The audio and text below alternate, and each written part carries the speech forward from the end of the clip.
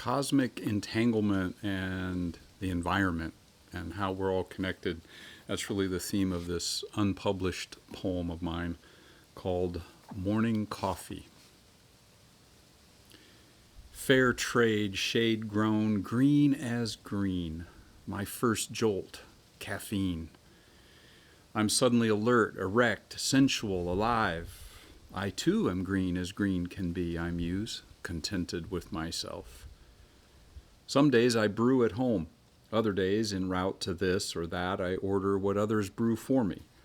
I pull up in my machine and I talk to a machine while sitting in a machine and then drive away in my machine carrying my drugs in a cup, paper.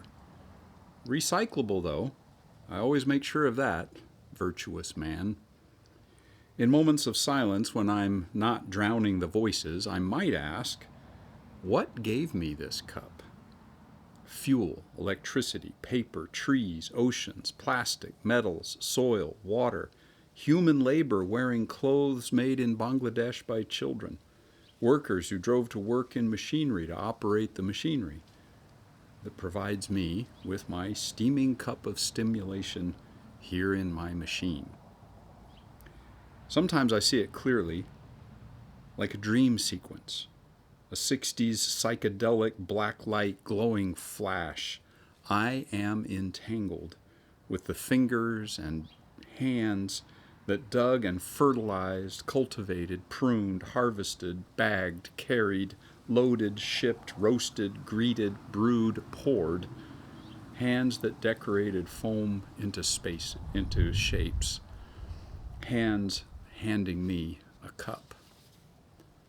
I am drinking entanglement, swallowing sweat and toil and water and air and energy and trees. I digest a food chain. I metabolize an ecosystem to make sure I am awake.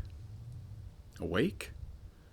I take the cup I've been handed, holding it in my sensitive, virtuous fingers protected from the heat by more paper. Paper? Yes, but I clean it before I put it in the green bin. A plastic bin, I sometimes remember in those silent moments. On this morning, I wake and I make my coffee at home, holding my cup, sipping, staring, eyes lifted through my window to the sky. I hear the trucks, the men, the rattle, the shake and the engine, the loader, the crash of glass, din of metal, a cacophony chewing my old paper cups before they are taken to be buried in a mass grave, burned with the detritus, the skins shed from our necessities and comforts, our habituated needs and accustomed greeds. In the evenings, before the morning trash, I carry my share of it to the bins, organized within the carefully sheltered square, fenced by bushes and trees, landscaped like a condo. Are we trying to hide what goes on here? All is well, nothing to see here, move along now, we tell ourselves. After all, we are good green people in our circle of nameless neighbors. We have green bins. We use them. We recycle. Cycle. The shared rituals of anonymous shapes in the dawn. Use, discard, carry, dump, cart away. Empty bins and another cycle.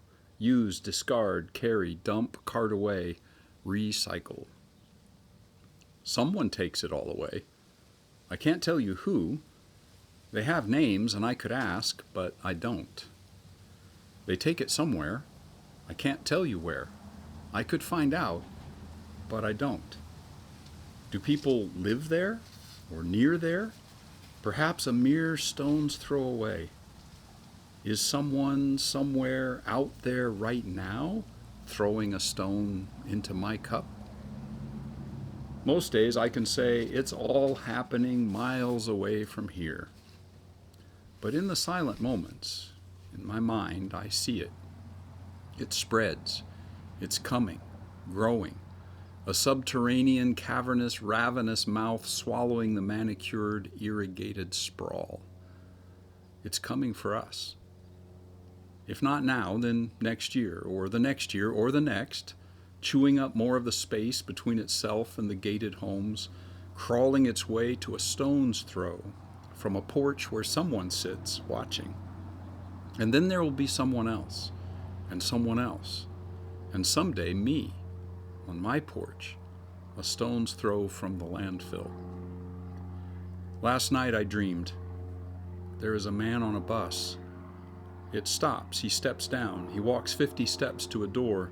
There are children waiting. He turns around and looks across the road. Children tugging at his arm. Across the street, machines are circling, plowing, moving mounds of rotting piles. The breeze catches and carries it to his face. The scene changes, but it's the same. You know how dreams are. There are rolling hills and hazy shapes, a man bent by a burlap bag shrouding his back, an old woman with gnarled fingers pulling red berries from a branch. I see something that might be a paper cup out there, stained brown at the rim.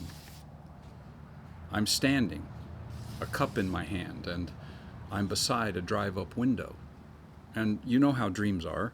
One foot is planted on the carpet of my condo. I have a foot in the landscaped square with the green bends, and a foot on a sidewalk across the road from the hills and the old gnarled woman, and a foot on a mound of debris, paper cups protruding from the putrid dirt like old bones. Holding a cup of morning coffee to my lips, the dream has ended, but I'm not awake.